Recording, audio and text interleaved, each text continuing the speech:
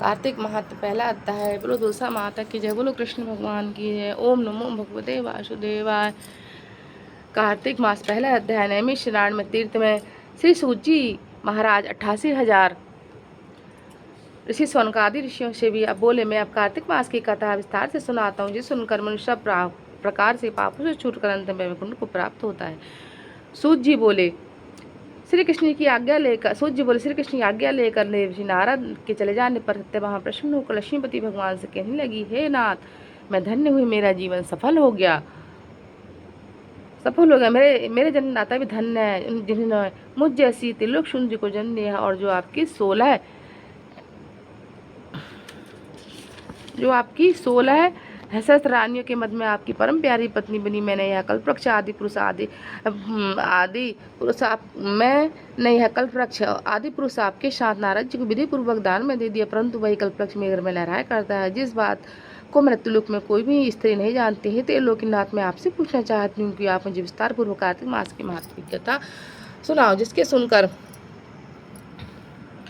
सुनकर मेरा हित हो और उसके करने से कल्प अंत में भी आप मुझसे विमुख न हो। सूत जी बोली, सत्यभामा के ऐसे वचन सुनकर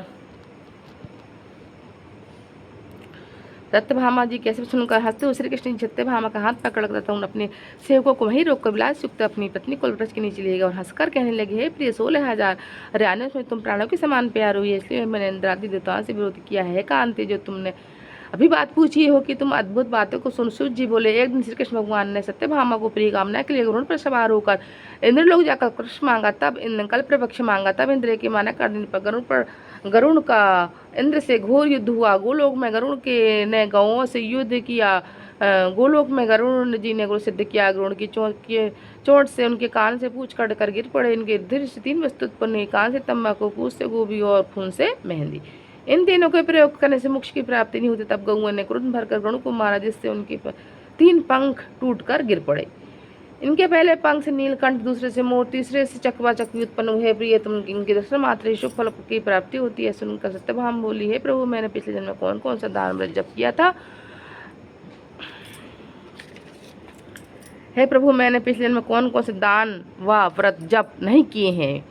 मेरा कैसा स्वभाव था? मैं किसकी पुत्र थी? मैं और मुझे मृत्युलोक में जन्म लेना, जिससे कि मुझे मृत्युलोक में जन्म लेना पड़ा।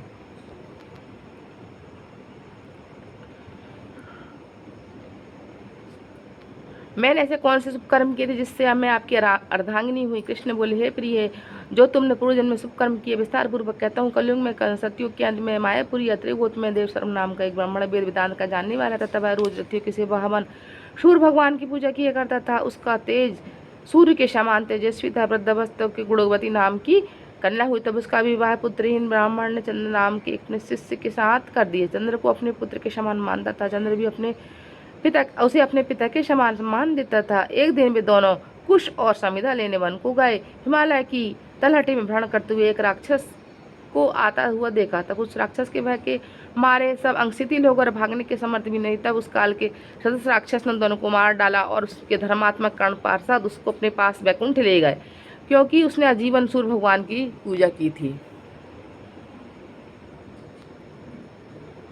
इस कारण से उस दोनों पर अति प्रसन्न हुआ। शिव, सूर्य, गणेश आदि इन सब देवताओं की पूजा करने वाले सब स्वर्गलोक को जाते। मैं एक होता हुआ भी काल कर्म के भेद से 5 प्रकार का होता हूँ, जैसे एक दत्त, पिता, भ्राता आदि नाम से बोला जाता है। जब दोनों विमान पर चढ़े सूर्य के समान तेजस्वी रूपवान चंदन माल धारण के मेरे भवन में आए, तब दिव्य भोग भोगने। बोलो श्री कृष्ण भगवान की जय। अध्याय दूसरा अध्याय। बोलो श्री कृष्ण भगवान की जय। श्री कृष्ण गोविंद हरे मुरारी, हे नाथ नारायण वासुदेवा। श्री कृष्ण गोविंद हरे मुरारी, हे नाथ नारायण वासुदेव। जय तुलसी माता, सब जग की सुखी वरदाता। रोग के ऊपर सब योगों के ऊपर रक्षा करके बहुत प्राता। बहुपुत्री हे श्यामा सुबल्ली ग्रामा, हे तुलसी माता मैया, हे तुलसी माता।